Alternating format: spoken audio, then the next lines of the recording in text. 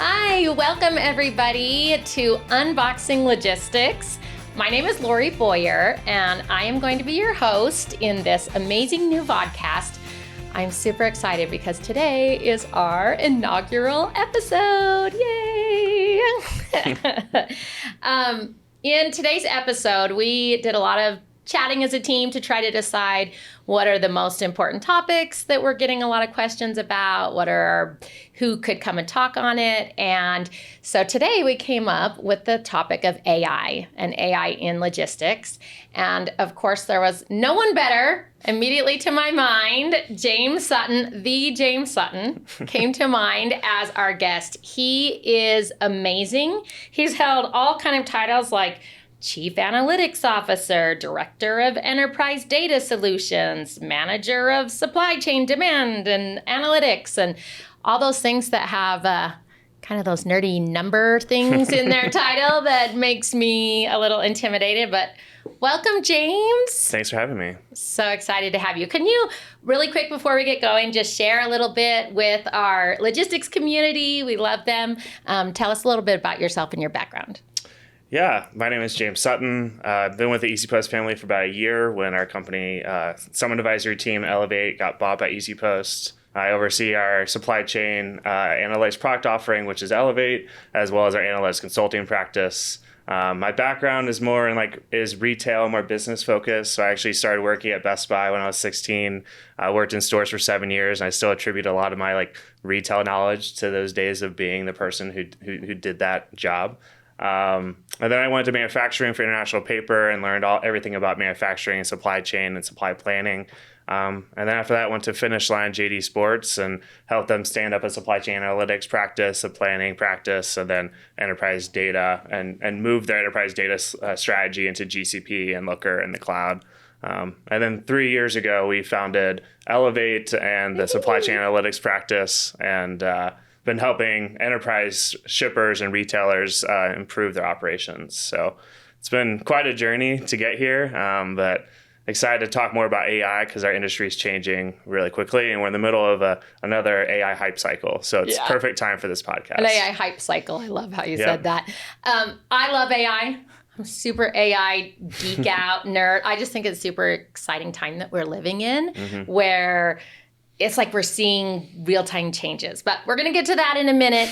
One thing I wanted to say that I love about James, and you guys in the community are going to love about him, is that he actually has a little bit of a marketing and sales background. And he and I were just talking about that, how he has a really unique approach to things because he's way into numbers, way into all of the analytics, but he also really can know how to speak to people. And I think that's such a cool skill. So shout out to James for that. But before we get started, I think it's awesome if we can get to know you a little bit better. Awesome. So we're going to do what I call our 30-second speed round of this or that.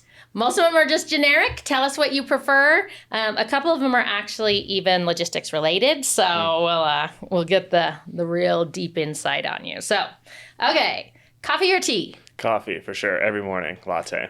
Latte. Summer or winter? Definitely summer. Oh, you like to get out and have fun? Yeah, I'm a golfer, so I want warm weather. Warm weather. Fiction or nonfiction? Ooh, I'm probably nonfiction, actually. You seem like the type, always reading up how to get smarter even. Okay, mountains or beaches? I would say both because I live in California, but I would pick mountains. Yeah, me too. Dogs or cats? Probably dogs, but they're definitely a lot more work. So yeah, they're a little bit like having a kid. I say. Yeah, it's like high maintenance but high reward. Yeah, 100%. City or country? I like city living. I'm a really big walker, so I love being able to walk to everything. James was just telling me a story about how he tried camping. Oh, yeah. But it didn't quite pan out. Yeah, so. Should we go into that? There's just a lot of ticks involved. We could have a whole other episode on that one. Yeah. Okay, pancakes or waffles? Oh, waffles. Definitely like the crisp. Yeah, I love it. Okay, what do you think's more important, first mile or last mile? Oh, I mean, last mile for customer satisfaction. Yeah, I agree with that. And just-in-time inventory or just-in-case inventory? Oh, it depends on the business. Oh, I knew he was going to say that. He's such a politician. So you guys have to tell us in your comments what you think. But Okay, that was super fun, but I do want to get into our segment on AI. So, what I'm hoping that we all come away from is understanding of some of the challenges in AI, the opportunities in AI. Everyone's talking ChatGPT. Everybody's talking about AI lately. And so what can our listeners do, or our viewers? What can they do today to prepare? And kind of just where do we see AI going? So can you start maybe by telling me a little bit about your personal journey in AI? And, especially how that ties into logistics. Yeah, so I would say my experience is different than a lot of people in the data space. I started more on the business side as an analyst using data in order to make decisions. And then eventually through some roles where I didn't have data available to me, I became more of a data engineer where for the past 5+ years, I've pretty much been focusing on the infrastructure of data and cloud compute and streaming and transformations and building good data models and not on AI. And I would say that my Slack title is non-artificial intelligence because I've been almost anti-AI until recently.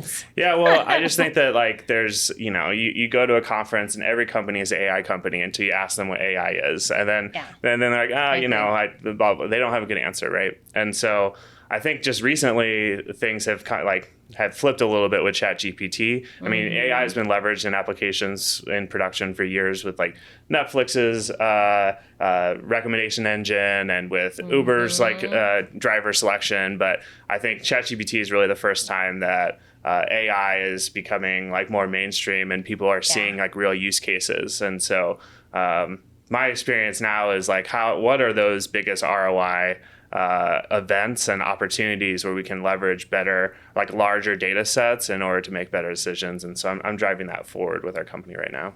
I love that. I love the idea that AI has always kind of been around. I've heard for years that even, I work in marketing. And so as a marketing professional, there have been studies that show that if you just put the word AI, people are like, oh, well, I should get that because it's AI, right? But we don't always really understand it. I would love to know from you, what kind of things here in logistics have already had AI sort of driving them for a long time?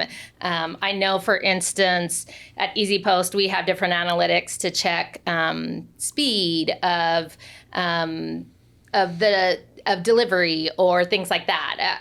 Where maybe would people already see AI that they weren't even aware was driving it? Yeah, so I think personalization was the first really big mainstream use case for AI, and that's more on the marketing side. But that's been leveraged by companies for a decade now, and that continues to get better as external data gets better. And so everyone's being targeted based off of the data that you're creating on your mobile devices, and that's.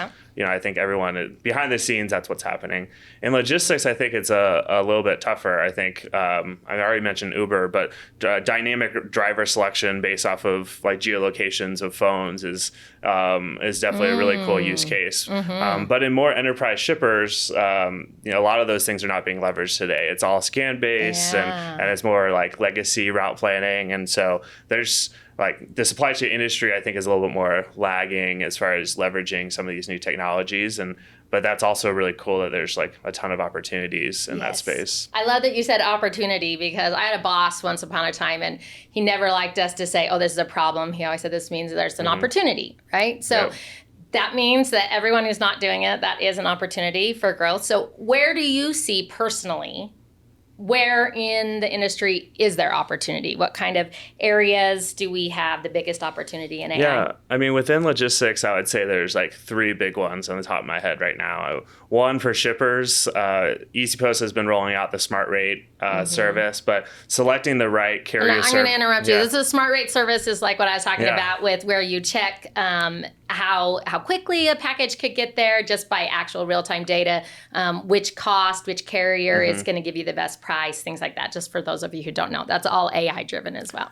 Yeah, and I think that's really cool. I think TMSs and dynamic, rule-based carrier selection has been in the industry for a long time. But what EasyPost is doing, trying to leverage the millions or billions of tracking events that are in there in the system in order to detect a confidence level that a package will get delivered on a required delivery date. And then selecting the cheapest of those based off of your desired confidence interval is like a huge change for shippers. And so I think leveraging, large data sets in order to dynamically change who you're shipping with. And as companies are more open to onboarding more carriers, which they should with everything happening with UPS, et cetera, right now, is definitely number one. Is shippers should use some AI in order to select the right carrier service mix. Yeah. I was just talking to some of our customer support people and talking about different customers we have and whatnot. And they mentioned that most, especially e-commerce, if you're in e-commerce, tend to stick with one carrier. So that kind of expansion into the multi-carrier, why do you think people avoid that maybe? Is that just a little too scary? I can see how AI can be really powerful. It's actually more of an operational issue than a technical issue. So like actually being able to have truck pickups from multiple carriers from your distribution center is a different operational challenge that you have to plan for. So for big operations where you're doing, hundreds of thousands of shipments a month, like it's easier to fill truckloads and like have many lanes. But when you have smaller volume, it's like one carrier is easier to manage. And then sense. Two, from like, your IT side, usually those teams are smaller. And so to like onboard more carriers is a time effort, to pay multiple carriers is a time effort, to have analytics on multiple carriers is a time effort. So I think there's like a few obstacles, but, I think software companies like EasyPost are trying to build solutions to make that easier. Right. But the operational challenges are still there that like need to be overcome. Yeah, that completely makes sense. So where else do you see other opportunities? Yeah, so I think the biggest opportunity I see is within like tracking of packages. I think a lot of things, right? Like the whole industry exists on this like tracking number ecosystem where tracking numbers get reused and they may be unique for 90 days and then they get scanned into different buildings and then eventually they get delivered and hopefully they get scanned and then like that's how we track packages in the ecosystem today. And so there's not AI involved in that right now. No, it's all event based and then they publish events and then like there's software providers that give, you can track it on the company's website or you might get an email from a company, right? But the whole tracking ecosystem just has opportunity, especially with IoT devices. So there's... What's IoT?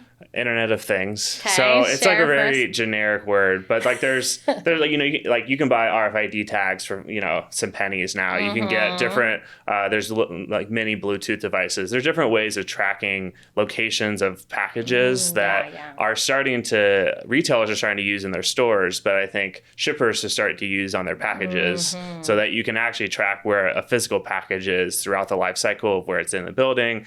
I mean, there's a whole lost package ecosystem that companies lose a lot of companies lose a lot of packages and then shippers like have to submit claims and it's this whole process for lost packages. Whereas if like we had better data on tracking where those are and then leverage artificial intelligence to call out those exceptions, there's just a lot of opportunity there. And then if you know better where your packages are and you have better data on that, then you can build more solutions to dynamically route plan based off of different capacity constraints. Are you saying we can like hunt down the guy who like stole the package off my porch? So or not going to that level. Probably not that level, but I will. With video AI, you can probably detect who that is at some point. So, I mean, that's just crazy to think.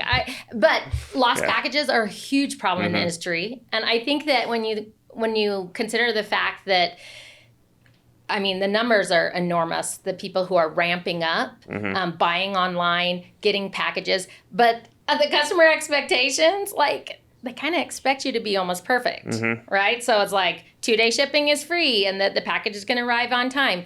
So being able to have that AI tracking that you really can reduce lost packages, I think that would be really awesome. So do you see that coming soon? No. There's a lot of infrastructure. There's a lot of hardware and investments that need to be made in order to for the industry to change. I mean, what I just mentioned of having physical hardware that on the label, no one's doing that yet. And so hey, opportunity, you entrepreneurs out there. Yeah, the most advanced that I see right now in last mile is Amazon with they're basically leveraging driver phone location in order to detect where a package is. So this last year you might have seen that you get notifications your driver's 9 stops away from your delivery, right? Yeah. Right. But they're leveraging a tracking number is assigned to a truck and that truck driver has a phone. It's not actually down in the package. It's not the package. It's the delivery but person. it's still like really awesome to see how companies are innovating in that space. And we'll see where it goes. I love how you say there's opportunity. That again, our audience is awesome out there. Somebody go invent it. What else do you see? Any other opportunities specific? I mean, it'd be hard for me to talk about AI without talking about forecasting. That's like my background in like demand planning. And I love forecasting. I think it's so cool. I mean, we just filmed a webinar about like network optimization, and we talked a lot about inventory locations and inventory planning. And I think like, even though that doesn't have to directly tie to like last mile delivery, but like having the right inventory in the right location and then dynamically routing your orders to that right location, there's still opportunity in the ecosystem in order to create models and leverage models to plan better. And so... well, there's massive amounts of data. Yep. I mean, there's so much information out there. I feel like forecasting it's one of the things that's really, really interesting to me. I was just talking to someone today saying, I want to do a whole topic on demand forecasting because I think it's super cool, but I think it can get a lot better. So I agree with you that I think AI would be an awesome opportunity there. Anywhere else? I want to talk about some of the challenges, and I think we've kind of touched on them a little bit, but I want to make sure, are there any other opportunities you see before we move on? I think that's a good 3 to start with. Okay, awesome. Okay, challenges. I mean, right off the bat, you mentioned the fact that we're a little lagging in the industry sometimes in keeping up with technology. So I'm guessing that's a challenge. But what challenges do you see as well? Yeah, I mean, I think that most non-data professionals don't really tie these new AI models to what's required underneath it in order to build insights. And so what's cool about ChatGPT and these large language models is that they've spent a lot of time building up great data and then exploring that data and making it available in these models. But in order to productionalize an AI model on top of internal data, you have to have everything, like your data strategy, in a good place. Like you have to have all your data in the same spot. You have to like have it defined as far as like what sales is or what shipments are or what inventory is. You have to have everything in a good place from a data engineering ecosystem before you're ready for AI.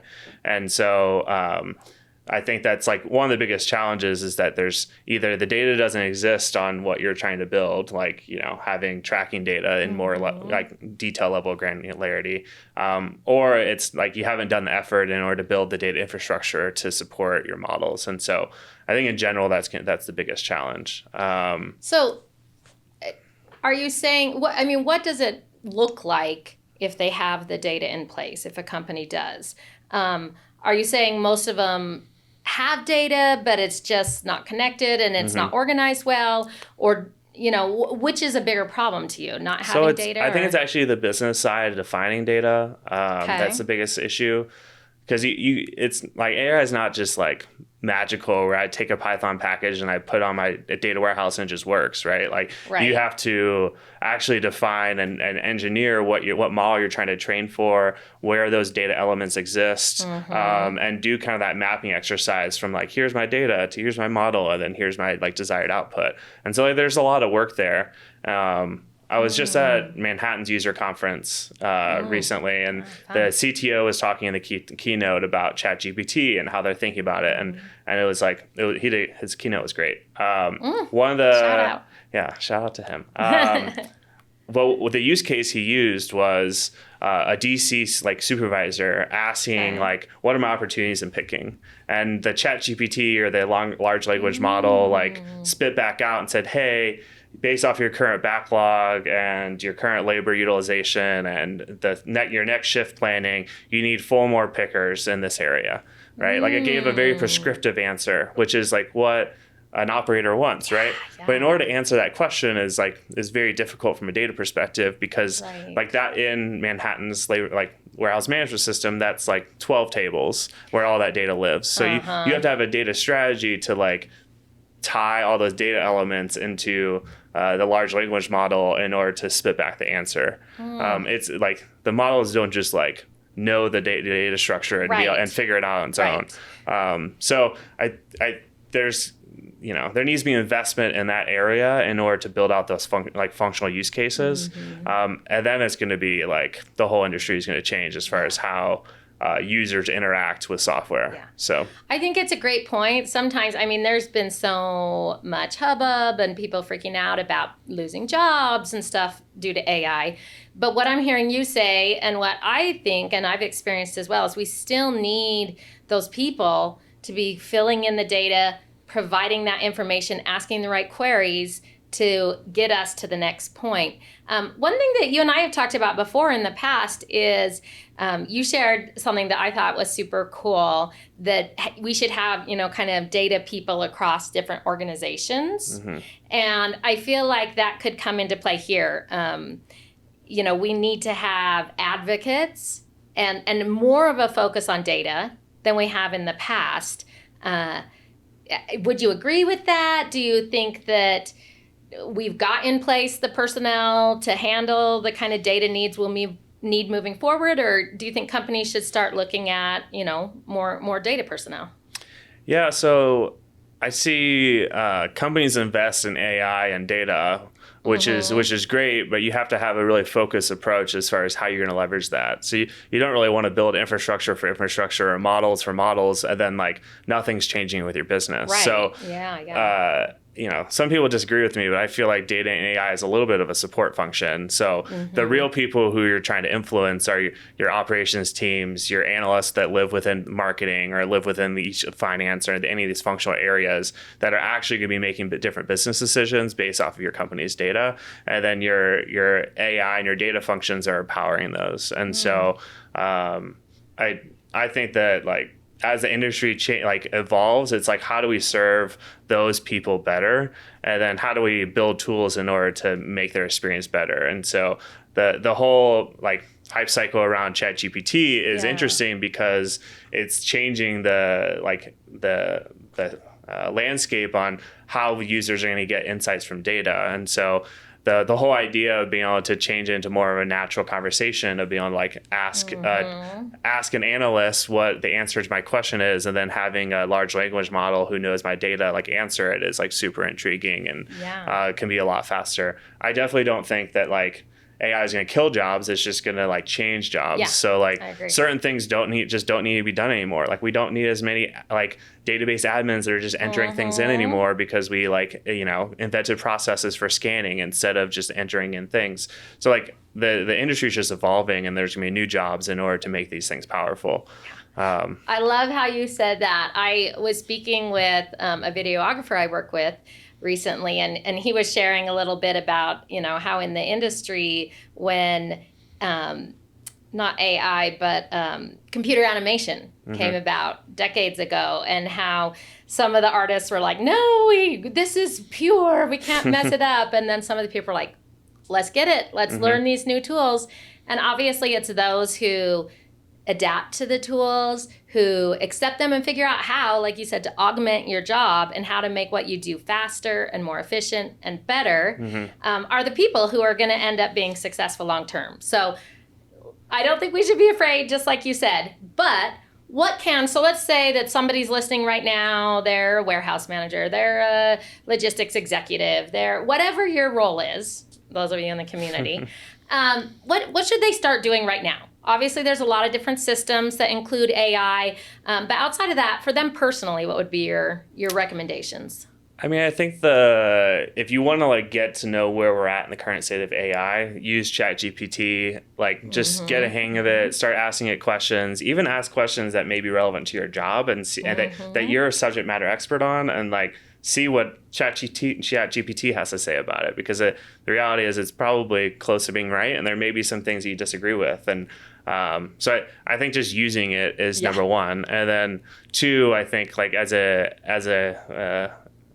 world, we kind of just need to like be skeptical about AI. So just because the computer says it doesn't mean it's right, because the underlying data and the interpretation of the underlying data, like it's difficult. Like what we're developing in real time, and it's really fast. And so like the outputs of these models are not going to be right all the time. And so I think we everyone just needs to like operate under a certain level of skepticism and still trust like your understanding of the business and just use this as a way to make yourself better faster. Yeah. I think like one of the most intriguing things I've seen in this space is how the developer workflow is changing with ChatGPT. So developers now can like use ChatGPT to ask how to like answer, like do certain tasks within development, like whether like I'm trying to write this Python application, here's what I want it to do, and it'll write like first version for you, and then you just have to edit it to like do what you want it to do. And so like how we are even developing applications is changing.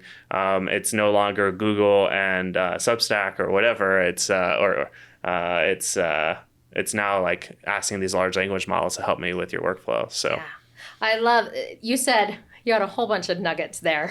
I loved what you said about being skeptical because I use ChatGPT all the time. I really love it. I am just one of those kind of, I feel like James and I said this to him before, we're like the same person because while I work with people, I love numbers too, and he loves numbers and people. So we're the same. But one thing that I found when I dive into ChatGPT, it's not always right, but I like to have discussions with it and ask it best practices and ask it to share some of the research. So I would think even if you're dealing with a difficult customer issue, or if you're, if you're playing with it personally, you're saying, I want to bring up this topic to my boss. I want to advocate for this. What are some best practices? What's going to help? There's a lot of ways to use it, but I love your suggestion of trying to figure out what it does know in your industry, what it doesn't, in your specific job role, and just getting comfortable with it, I think, to start. So that's really critical. Okay, well, there's so much that we could talk about, but I do want to ask you before we go, any predictions you have? This is like looking into our crystal ball. And I also just want to know, like, what excites you the most? What are you excited about for the future? What do you want to see? What do you want your daughter someday to experience in the logistics world with AI? What do you have to say about that? Oh, those are some big questions. Big questions. I mean, I'm really excited on how the industry is changing. I think how people are using technology and interact with software applications is just evolving in front of our eyes. So a lot of people are saying this is like the second .com boom, and it really is. I didn't believe it 5 years ago, but now like you're like starting to see it and starting to see the opportunities. So I'm just like really excited to see how people change how they leverage technology in order to run businesses or run operations and run their life even, right? Yeah, I think that's really interesting. It's also really scary, right? There's just like so many concerns as far as like what data do these large models have access to, and like how do we protect ourselves and protect our company from malicious intent? We're gonna have you back, James, because that's a whole other topic we could get into. Right. Security, it's a huge issue. How do you keep people bad players from impacting your models, right?